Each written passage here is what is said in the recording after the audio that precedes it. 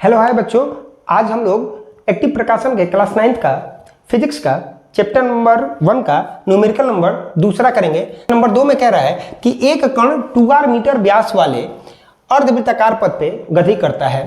पथ को तय करने के बाद कण द्वारा तय दूरी तथा कण का विस्थापन ज्ञात करिए। क्या रहा है कि अर्धवृत्ताकार पथ पे कोई कण गति कर रहा है। तो सबसे पहले वृत्ताकार होता है ये भाई, ये वृत्ताकार पथ है, ये हमारा क्या है, वृत्ताकार पथ है।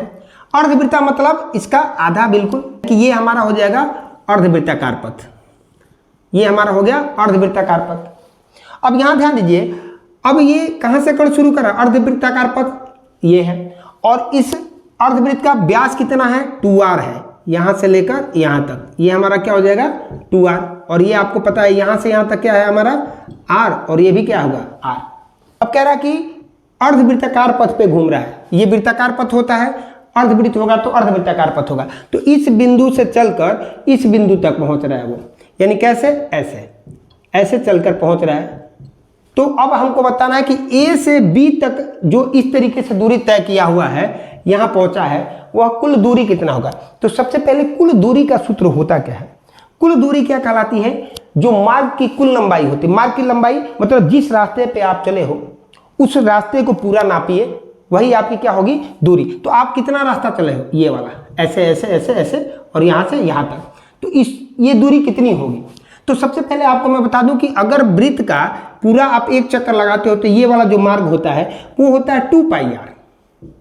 तो ये वृत्त के आधा ही तो मार्ग है ना, अर्धवृत्त है, तो ये क्या हो जाएगा, ये जो मार्ग होगा क्या होगा, πr होगा। अर्थात कण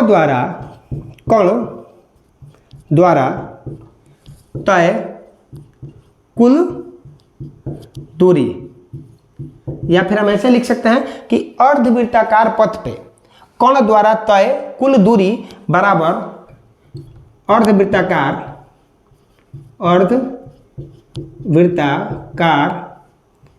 पथ की परिधि, ये बाहरी वाला जो दूरी होता है, ये जो दूरी होता है क्या कहलाता है, परिधि। ये वृत्त का परिधि है और ये अर्धवृत्त का परिधि है, और वृत्त का परिधि 2πr होता है और अर्धवृत्त का πr होता है। इस तरीके से a से b तक जो हम दूरी तय किए हैं कितना हो जाएगा, πr। अब बात कर रहा है कि कण द्वारा तय किया गया विस्थापन। सबसे पहले कण द्वारा तय किया गया विस्थापन क्या होता है, ध्यान दीजिए। विस्थापन होता क्या है कि अगर कोई कण प्रारंभिक बिंदु यानी जहां से चलना शुरू किया है और जाकर लास्ट में जहां खड़ा हो गया, यानी प्रारंभिक बिंदु और अंतिम बिंदु के बीच की सबसे कम दूरी। सुनिए कैसे चला है, ए से ऐसे ऐसे गया और यहां आकर खड़ा हो गया, चला है यहां से, सबसे कम दूरी ये सीधे सीधे ये तय किया गया। कुल विस्थापन कितना होगा, ए से बी तक, ए बी, और ए बी ही क्या है, इस पथ का व्यास है, यानी व्यास के बराबर होगा, पथ का व्यास के बराबर, और व्यास है 2r। इस तरीके से हमारा पहला आंसर हो जाएगा πr और दूसरा आंसर हो जाएगा 2r।